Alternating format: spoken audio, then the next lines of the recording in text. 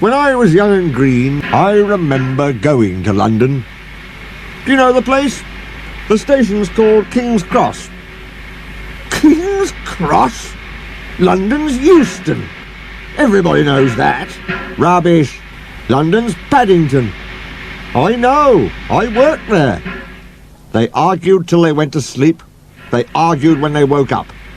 They were still arguing when the other engine went away. Stupid thing. I've no patience. Stupid yourself. London's Paddington. Paddington, you hear? Stop arguing. You'll make me tired. You're both agreed about something anyway. What's that? London's not Euston. Now shut up. I'm sure it's King's Cross. I'll go and prove it.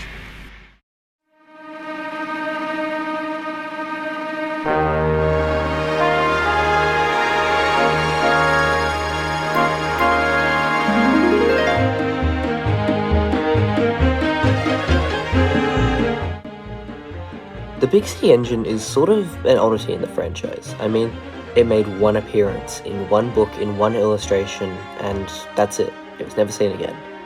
And yet, it still has so much going for it. I don't know why, but to me, just random characters that have literally nothing to them have so much potential. The Big City engine itself actually did get some merchandise. 2 models to be exact. The Take and Play model, which I personally don't own, but I've heard it's really nice, and it looks really good. And the Wooden Railway model, which I've had 2.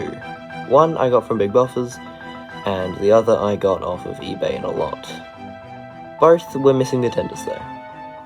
In my alternate universe, there's not really much different to him in the Railway series. He just sort of appears, and he would have had the argument with Gordon and Duck there, and yeah, that's about it really. I haven't chosen an exact BR number or basis for him, so yeah. In present day, however, the engine would have been scrapped since none of the Patriots were preserved. In my canon, and I guess in the Railway series as well, he's based off of a unrebuilt LMS Patriot class in BR green. Okay, let's talk about the model. The model itself is made from a Wooden Railway Big City engine, specifically the one that I got from Big Buffers. Originally, what I was going to do was just add 2 push-along wheels in the front and extend it and sort of make it a bit bigger, I guess. But it really just didn't fit in with my other models at the time, and just looked bad. I don't know, there was something off about it. After this, I decided to just completely pull apart the model. I took off the top section and basically separated it entirely from the chassis. My idea was to put it on a Wooden Railway Hector chassis.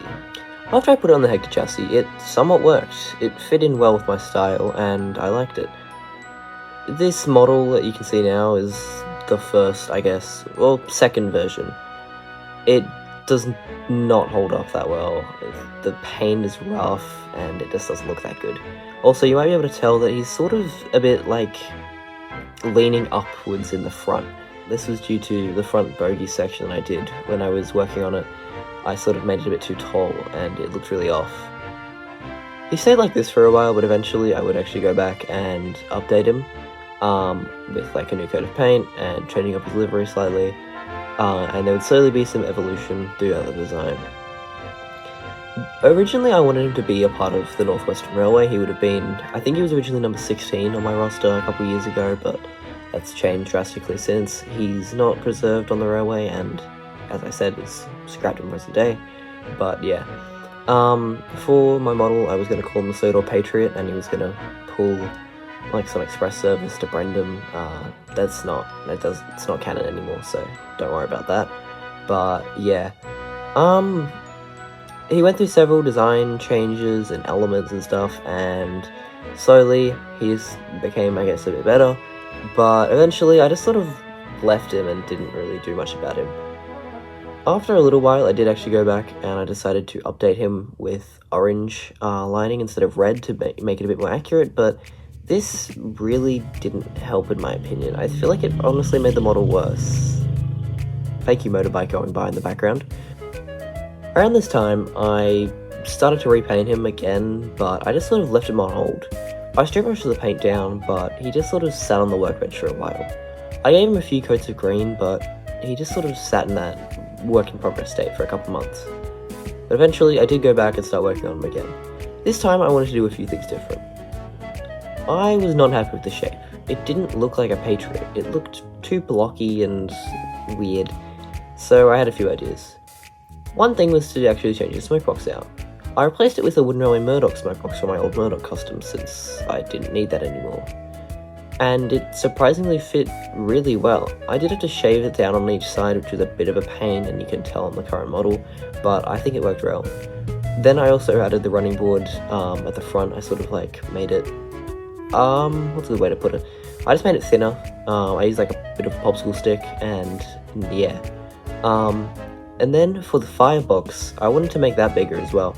So what I did is I actually cut into the cab, since the cab on the original model was definitely way too large. Also, I'm just realizing I neglected to mention the splashes, which I also did a little while ago. I think they look alright, I guess, but yeah. After I made the firebox bigger, I was happy with the shaping and I started painting it again. I'd finally gotten that inspiration to keep working on the model. Now that I was done with the base paint colour, I did the lining again, which this time I did use the orange, and I think it works really well now. I did the detailing with like the cab windows, the roof, handrails, and I also gave him the BR crest on both sides. Not long after, I also gave him his clear coat. The face on the model isn't actually the original one. It's from the one I got off eBay that I mentioned earlier, which means that my current Big City engine is faceless. But I didn't permanently glue it on with like none of my models. I don't glue the faces on, I just use blue tack. So I can just sort of alternate it between things. But yeah. What I did with the original face, which was from the Big City engine I got from Big Buffers, I actually gave the face back to him for his Tomy Big City engine custom, which I think looks really nice, when we met up at a Day Out with Tom's event. And yeah, now my Big City engine wears the other face. So this model is sort of a hodgepodge of elements from multiple Big City engines, but I think it looks really well. I think it works really well. Sorry. Yeah. I also gave him a clear coat, and he was done. I'm really happy with how this model came out, and I think it works really well. I'm doing monthly videos now, hopefully, so this is November's video, and for December I will be doing a Christmas themed video, which will come out on Christmas. I'm not going to say what it's on, but the custom is Christmas themed. Thank you all for watching, and I'll see you in the next episode of Trust the Process. Bye.